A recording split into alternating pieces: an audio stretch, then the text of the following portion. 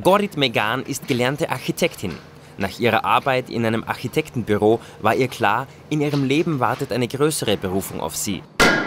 Vor einem Jahr eröffnete sie ihr eigenes Studio, Junction. Sie gestaltet scheinbar alte und nutzlose Gegenstände in Kunstwerke und Zweckmäßiges um. In ihrem Studio gibt es Radteile, leere Gastanks, 80 Jahre alte Türen und Fensterläden, Wandschränke aus den 60er Jahren, Badewannen, Koffer und vieles mehr. Sie sagt, ihre größte Freude sei nach antiken Stücken auf Flohmärkten zu suchen. Ihre Inspiration komme von einem Ramschhaufen. Aus einem Telefonhörer kreiert sie eine Lampe und aus einem Koffer einen Wohnzimmertisch. Die Dinge, die ich finde, müssen schon hübsch sein, bevor ich etwas aus ihnen mache. Es gibt Fälle, wo ich etwas sehe und sofort weiß, was ich daraus machen werde. Die Ideen kommen immer direkt vom Material selbst. Der Prozess ihrer Arbeit ist, nach einem alten Gegenstand zu suchen und ihn zu etwas Neuem umzubauen.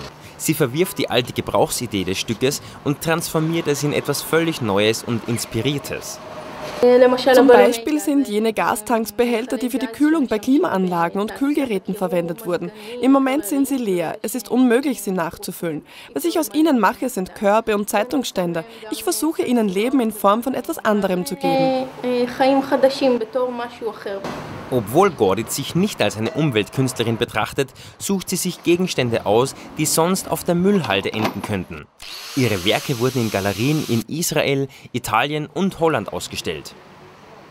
NTD News, Tel Aviv, Israel.